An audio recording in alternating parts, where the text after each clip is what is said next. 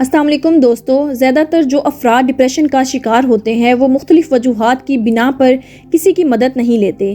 ایک وجہ یہ بھی ہو سکتی ہے کہ زیادہ تر لوگوں کو ڈپریشن کے علاج کا پتہ ہی نہیں ہوتا۔ اکثر یہ سوچا اور سمجھا جاتا ہے کہ بھوک نہ لگنا، نیند نہ آنا یا نیند میں تبدیلی ہونا ڈپریشن کی علامات ہیں، جنہیں آپ کو ہرگز نظر انداز نہیں کرنا چاہیے۔ آج اس ویڈیو میں ہم آپ کو ڈپریشن کی مزید علامات کے بارے میں بتائیں گے۔ نمبر 1، کچھ لوگ ڈپریشن میں بہت زیادہ کھانا کھاتے ہیں جبکہ کچھ لوگوں کی بھوک ختم ہو جاتی ہے، یا موڈ خراب ہو تو کم کھاتے ہیں، یا کھانے کی مقدار میں تبدیلیاں کسی بھی شخص کی وزن کم کرنے یا بڑھنے کا سبب بنتی ہیں۔ یہ عوامل موڈ اور توانائی کی سطح کو بھی متاثر کر سکتے ہیں۔ نمبر 2، موت کا یا خودکشی کے خیالات کا آنا۔ ڈپریشن کا شکار شخص موت یا مرنے کے بارے میں زیادہ سوچتا ہے اور وہ اپنی زندگی کیسے ختم کر سکتا ہے اس پر سوچتے رہتے ہیں۔ بعض اوقات اس طرح کے خیالات دوسروں کو بھی بتاتے ہیں۔ ایسی صورت میں فوری طور پر اس انسان کی مدد کرنا بہت ضروری ہے، کیونکہ ڈپریشن ایک عام لیکن سنگین حالت ہے جو اکثر جان لیوا بھی ثابت ہو سکتی ہے۔ ہر وہ شخص جو خودکشی کی بات کرے اس کی کوشش نہیں کرے گا، تاہم اگر کوئی اس طرح کی بات کرے تو اسے فوراً سائیکیٹرسٹ کے پاس جانا چاہیے۔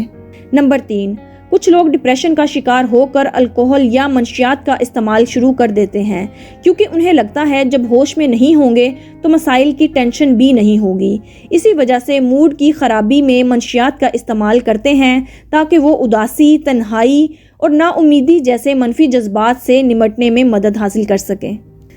نمبر 4، خود سے گفتگو کرنا انسان کے اندرونی جذبات کی عکاسی کرتا ہے۔ ڈپریشن کی وجہ سے لوگ منفی خود کلامی اور اپنے تعین تنقیدی خیالات سے خود کو بڑا نقصان پہنچاتے ہیں۔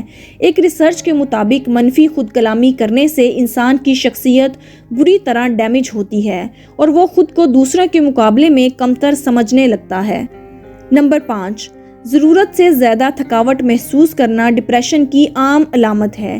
کچھ ریسرچ یہ بتاتی ہیں کہ ڈپریشن کی وجہ سے 90% لوگ زیادہ تھکاوٹ کا شکار ہوتے ہیں، حالانکہ وقتاً فوقتاً تھکاوٹ محسوس کرنے والے لوگ شدید یا مستقل تھکاوٹ کا شکار ہوتے ہیں۔ خاص طور پر اگر یہ دیگر علامات کے ساتھ ہو تو یہ چھپا ہوا یعنی ظاہر نہ ہونے والا ڈپریشن ہو سکتا ہے۔ نمبر 6، زبردستی کی خوشی ظاہر کرنا۔ بعض اوقات لوگ اپنی افسردگی کو چھپا کے مسکراتے ہیں۔ جو لوگ اپنی افسردگی کو چھپا کر اس بات کو یقینی بنانے کی کوشش کرتے ہیں کہ دوسروں کی محبت میں ان کا چہرہ خوش نظر آئے، وہ وقتی طور پر تو اس میں کامیاب ہو جاتے ہیں، لیکن وقت کے ساتھ ساتھ اس قوت اور خوشی کو برقرار رکھنا مشکل ہوتا جاتا ہے، اور یہ ماسک کسی بھی وقت پھسل سکتا ہے اور پھر اس کی اداسی اور نا امیدی شدت میں ظاہر ہوتی ہے۔ نمبر 7، پیسیمسٹ ہونا، یعنی یہ یقین کر لینا کہ جو بھی ہوگا برا ہی ہوگا۔ ہر بات پر نا امیدی ظاہر کرنا ڈپریشن کی علامت ہے۔ اس طرح کے لوگ دوسروں کے مقابلے میں زیادہ حقیقت پسندانہ اور مایوسی کا شکار ہوتے ہیں۔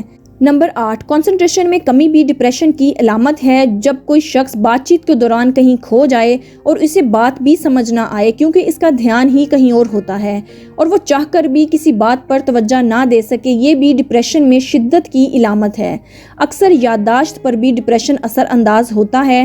توجہ کے نہ ہونے سے ذاتی تعلقات، کام کاج اور سوشل زندگی کو بری طرح نقصان پہنچتا ہے۔ نمبر 9، عدم دلچسپی ہونا، یعنی کسی کام میں دل کا نہ لگنا، حتیٰ کہ اس کام میں بھی جس سے آپ کو خوشی ملتی ہو۔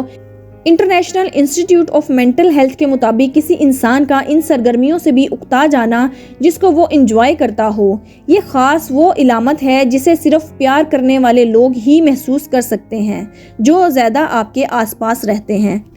نمبر 10، جسمانی درد اور صحت کی خرابی بھی ڈپریشن کی علامت ہے۔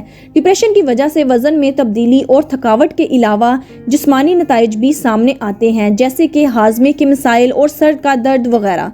نمبر 11، شخصیت میں تبدیلیاں جیسے کہ بہت زیادہ غصہ آنا، چڑچڑا پن ہونا یا بالکل خاموش ہو جانا۔ بہت سے لوگ غصے اور چڑچڑے پن کو ڈپریشن سے نہیں جوڑتے اور غیر معمولی سمجھتے ہیں۔ نمبر 12، ڈپریشن کا نیند سے بہت گہرا تعلق ہے۔ نیند کی کمی ڈپریشن میں اضافہ کرتی ہے اور سونے میں مشکل ہوتی ہے۔ ڈپریشن کی وجہ سے یہ سب دماغ میں نیورو کیمیکل کی تبدیلیوں کی وجہ سے ہوتا ہے۔ تاہم معمول سے زیادہ سونا بھی ڈپریشن کی علامت ہے۔ زیادہ نیند سے انسان اپنی مشکلات سے یا ڈپریشن سے فرار حاصل کرنا چاہتا ہے۔ दोस्तों, डिप्रेशन को डायग्नोज करने का कोई टेस्ट तो नहीं है जिससे डिप्रेशन की तशखीस हो सके।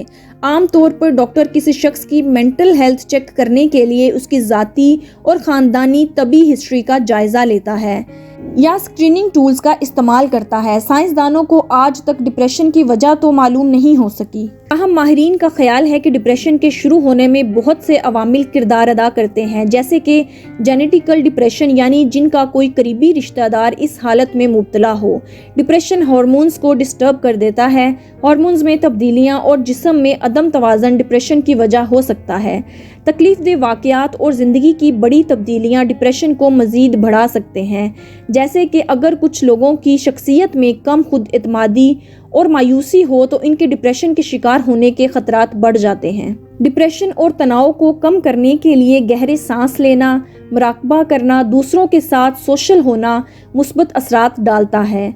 मतवाज़न ग़िज़ा खाना और बाकायदगी से एक्सरसाइज करना, दोस्तों और रिश्तेदारों का सपोर्ट करना इंसान को डिप्रेशन से निकालने में मौसर साबित होते हैं। सबसे पहले तो डिप्रेशन को समझना बहुत ज़रूरी है, फिर ही इसका इलाज भी मुमकिन है। जैसे कि पाकिस्तान में मेंटल हेल्थ पर बात करने वाले को ही बातें सुनना पड़ती हैं कि हम कोई पागल हैं जो डॉक्टर के पास जाएं, वो भी दिमाग के इलाज के लिए। जबकि मेंटल हेल्थ होगी तभी इंसान पुरसुकून ज़िंदगी गुजार सकता है। दोस्तों, अपनी राय का इजहार कमेंट में ज़रूर कीजिएगा। अगली वीडियो में मिलते हैं, तब तक के लिए अल्लाह हाफिज़।